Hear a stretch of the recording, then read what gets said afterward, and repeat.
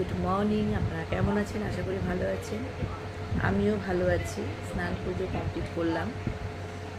সকালবেলা ছেলে গেছে, 8:30টার দিকে বেরিয়ে গেছে খাওয়া দাওয়া করে। কালকে কিছু দিয়েছি, কটা ভিডিও দিয়ে, মানে শর্ট ভিডিও দিয়েছি। অনেকেই বুঝতে পেরেছেন, অনেকে হয়তো পারেননি। যারা আমার নতুন তারা হয়তো ফ্যামিলি জয়েন হয়েছে, তারা হয়তো জানেন না। যারা পুরনো তারাও হয়তো নাও ভুলেও যেতে পারে।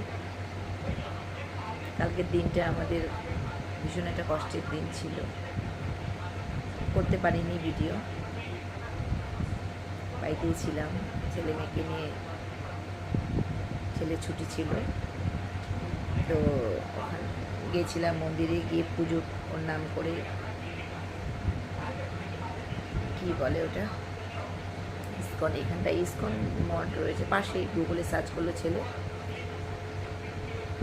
গিয়ে ওখানটা বৈষ্ণব সেবা একটু দিলাম। খাওয়া দাওয়া করে 1:30-2টোর দিকে বাড়িতে চলে এসেছি। আর মনে হয়নি, বোন ছিল সাথে, সবাই ছিলাম বাড়িতে। প্রতিবার তো কীর্তন হয় রায়গঞ্জে, এবার আর মেয়ের পড়া টিউশনের জন্য যাওয়া হলো না। তো এই মন্দিরে গিয়ে পুজো দিয়ে এসেছি ওর নামে আর কি। দেখতে দেখতে 6খানা বছর হয়ে গেল, সে আমাদের কাছে নেই। কিন্তু এমন কোনো দিন নেই, একটা দিন 6 বছরের মধ্যে, যে আমরা ওকে স্মরণ করিনি বা ওর কথা আমাদের বাড়িতে হয়নি। তাই না রানী? মাম, আওয়াজ করে বলো, মাথা এইখানে বুঝতে পারছে।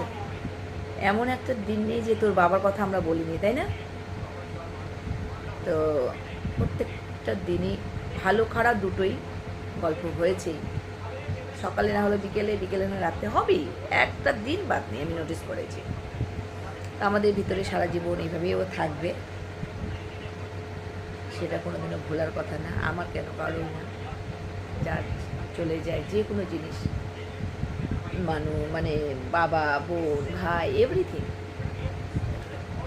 মনে পড়বে, এটা ভুলে যাওয়ার কথা।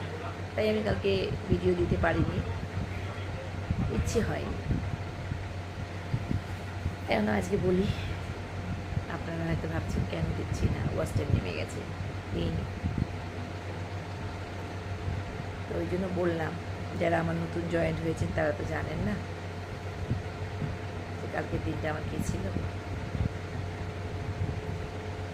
যাই হোক, যে চলে যাওয়া চলে গেছে, তার আত্মার কামনা সবসময় করি আমরা সবাই।